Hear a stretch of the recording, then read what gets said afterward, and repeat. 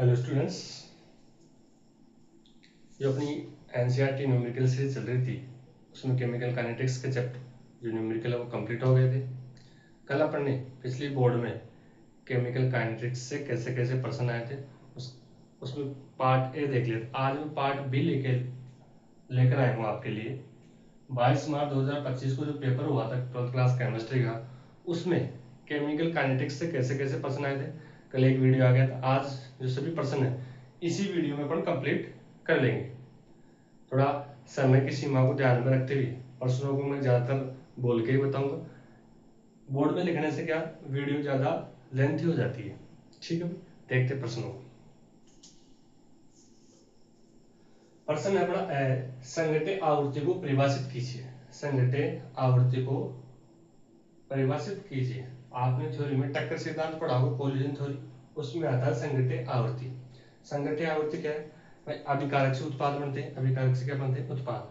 तो अभिकारक के अणुओं के मध्य क्या होती है? टक्कर। क्या होती है? टक्कर। तो एक सेकंड में जितनी टक्करों की संख्या को, एक सेकंड में टक्करों की संख्या को क्या बोलेंगे? संगठित आवृत्ति। क्या बोलेंगे भाई? संगठित आवृत्ति। और इसको किसके द्वारा दर्शाते हैं? जेड के द्वारा। किसके द्वारा दर्शाते हैं? जेड के द्वारा। क्या बोला मैंने? एक सेकंड में टक्करों की संख्या क्या कहलाएगी? संगठित आवृत्ति। क्या कहलाएगी? संगठित आवृत्ति। उसको जेड के द्वारा दर्शाते हैं। किसके द्वारा? जेड के द्वारा दर्शाते हैं। फिर से रिपीट कर रहा हूं, अभिकारक से उत्पाद बनते हैं तो अभिकारक अणुओं के मध्य क्या होती है? टक्कर। और एक सेकंड में टक्करों की संख्या को क्या बोलते थे? संगठित आवृत्ति। इसको किसके द्वारा दर्शाते हैं? जेड के द्वारा। कंप्लीट। नेक्स्ट प्रश्न, प्रथम कोटि अभिक्रिया के लिए अर्धकाल का व्यंजक सूत्र को निकाल लेना। देखो भाई, अर्धकाल का सूत्र कल अपने अर्धकाल देखा था। वह समय जिसमें अभिक्रिया आधी हो जाती है, 50% हो जाती है, या उसकी क्या हो जाती है? सांद्रता क्या हो जाती है?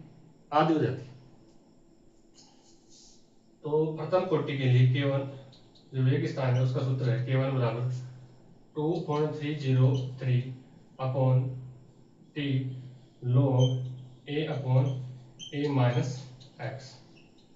अब अपन समय का कर रहा है, तो मैं T को यहाँ लाऊंगा, K1 को यहाँ लाऊंगा। T बराबर क्या हो गया? 2.303 upon K1 log A minus x. ये बड़ा मैंने कहा था कि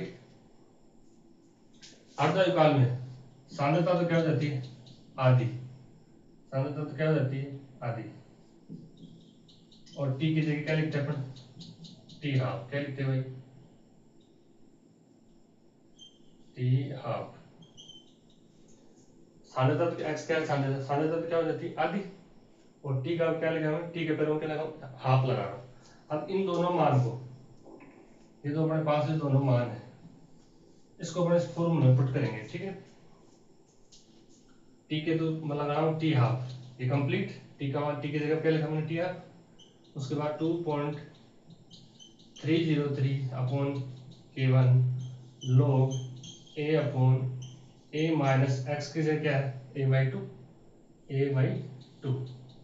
अब आप मेरे को बताओ भाई, एक में से अपन 1/2 घटाए आधा तो क्या हो जाएगा? आधा ही तो बचेगा।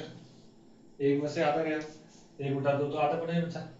तो ऐसे ही में A में से A/2 निकालूंगा तो क्या बचेगा?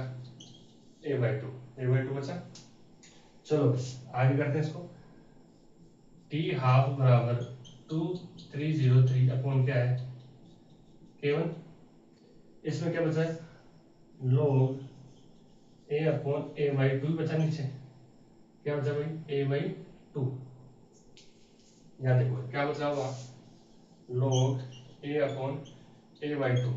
अब क्या जाएगा? 2 ऊपर जाएगा, log A/A गुणा 2 ऊपर गया तो ऐसे कैंसिल। क्या बचा पीछे? log 2। और log 2 का मान कितना होता है? 0, 30, 10। 0, 30 क्या है log 2 का मान? तो इसको हम पुट करेंगे। अब जो वो मान है, ये मान मैं सीधा मान रखा हूं, बारी बारी से फिर वीडियो लेंथी हो जाएगी।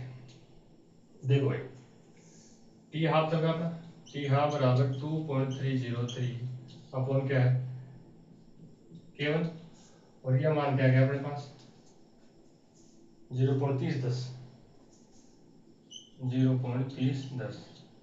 अब इन दोनों को क्या करना है मल्टीप्लाई, तो टी हाफ बराबर, जब मैं आप इसको गुणा करोगे तो 0693 आएगा, क्या है 0693 अपॉन K1, और ये क्या आ गया प्रथम कोटि अभिक्रिया के लिए अर्धायुकाल का फॉर्मूला। तो आप देख सकते हो अपन ने क्या किया है, केवन का अर्ध जो प्रथम कोटि का फॉर्मूला है एक स्थान का वो लिया, उसको अपन को समय निकालना था, टी को मैंने यहाँ लिया, केवन यहाँ आ गया। उसके बाद अर्धायुकाल में क्या हो जाता है सांद्रता आधी हो जाती है, एक्स का मान तो क्या लिया मैंने a/2 और टी को क्या लिया टी हाफ, इन दोनों मान को इसमें रखा है। उसके बाद क्या किया कैलकुलेशन, ए में से लिया तो a/2, ठीक है, ए से ए कैंसिल हो गया, ए से ए कैंसिल, ऊपर 2 बचा और log 2 का मान 0.3010 रखा, मल्टीप्लाई किया, ठीक है। संगठित आवृत्ति हो गया, नेक्स्ट परसेंट भी हो गया अपना। अब देखो सी, एक बार इसको देख सकते हो आप, स्क्रीनशॉट लेना चाहो तो ले सकते हो, रब कर रहा हूँ इसे।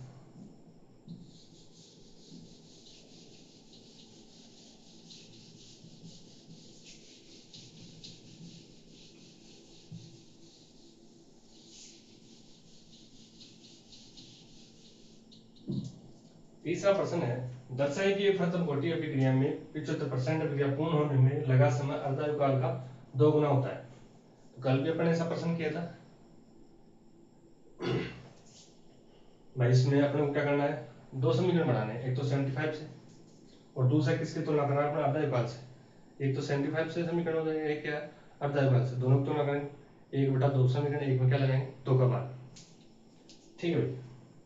समीकरण 1 बनाते हैं किससे 75 से, प्रथम कोटि अभिक्रिया के लिए जो वेग स्थान का मान है, अभी जो अपना फॉर्मूला है k बराबर 2.303 अपॉन क्या है t, फिर क्या है अपना log a upon a minus x। अब आप समय की तुलना करें अर्धायुकाल से, तो मैं समय को क्या लूंगा यहाँ, नया फॉर्मूला क्या गया अपने पास 2.303 अपॉन क्या है k1 log a upon a minus x। अब इसमें क्या है, a तो मानना अपन को क्या है 100, और a माइनस एक्स क्या हो जाएगा, 75% पूर्ण हो गई, तो 100 माइनस 75 कितना बचा 25, क्या बचा 25।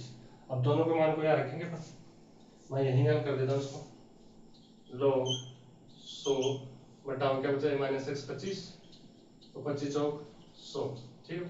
पीछे क्या बचा log 4, और log 4 को माना पॉइंट लगभग 60, ठीक है भाई, क्या है 0.60। कुल मिला के अपने पास क्या है t बराबर 2.303 अपॉन क्या है k1, और इसका मान अपने पूरा क्या निकाल लिया 0.60 गुणा 0.60, और इसको दे दूंगा समीकरण 1। अब समीकरण 2 किससे बनाना अपन को, अर्धायुकाल से तुलना करवा रहा है तो अर्धायुकाल, तो अभी फॉर्मूला निकाला था अपने प्रथम कोटि के लिए, t हाफ बराबर 0693 अपॉन k1। अब समीकरण 1 में क्या करेंगे 2 का भाग लगाएंगे, क्या आएगा भाई समीकरण 1 में समीकरण 2 का भाग लगाने पर, ठीक है भाई 2.303 अपॉन k1 गुणा 0.60 चल रहा है, नीचे क्या आएगा 0693 अपॉन k1 समीकरण 2। अब क्या चौथी संख्या ऊपर, तो ओवरऑल क्या हो जाएगा ये 2.303 गुणा 0.60 अपॉन k1 गुणा k1 बटा 0693, ठीक है भाई। अब मैं क्या करूंगा पॉइंट से तो पॉइंट कैंसिल करता हूँ, पॉइंट से पॉइंट कैंसिल, k1 है, k1 से k1 कैंसिल, कुल मिला के ऊपर क्या बचा अपने पास, यहाँ कर लेता हूँ, ऊपर क्या बचा अपने पास 2.303 गुणा 0.63 अपॉन क्या बचा 793। अब इन दोनों पॉइंट तो कैंसिल हो गया। अब इन दोनों को मल्टीप्लाई करो तो 6×18 6×18 12 1 13 ये हमारे पास सारी। अब पॉइंट कहाँ लगाऊंगे यहाँ मैं दो संख्या छोड़ 1381.80 इन दोनों को मल्टीप्लाई करने पर आया। अब नीचे डिवाइड किसका चल रहा है 693 का। जब आप इसको कैंसिल करोगे ऊपर तो 1381 नीचे क्या है 693। जब आप इसको डिवाइड करोगे तो लगभग 1.99 लगभग आएगा जो किसके बराबर मान रहे हैं 2 के। यही प्रश्न में पूछा है कि सिद्ध कीजिए कि ये 2 गुना होता है। ठीक है भाई देख लो आप एक बार स्क्रीनशॉट लेना चाहो तो ले सकते हो। नेक्स्ट प्रश्न करेंगे ताकि वीडियो लंबी ना हो अपनी। ठीक है भाई रब कर रहा हूँ इसको।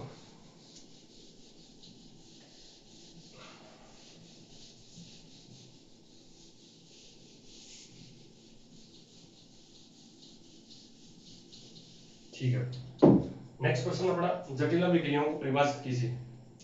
मैं थोड़ा स्पीडली कर रहा हूँ ताकि कल अपनी जो वीडियो है ज्यादा लंबी ना रहे। जटिल अभिक्रिया क्या है? जटिल अभिक्रिया कॉम्प्लेक्स रिएक्शन वो है ऐसी अभिक्रिया जो एक पद में न होकर एक से अधिक पद में हो क्या कहलाएगी कॉम्प्लेक्स या जटिल रिएक्शन। जैसे मेरे को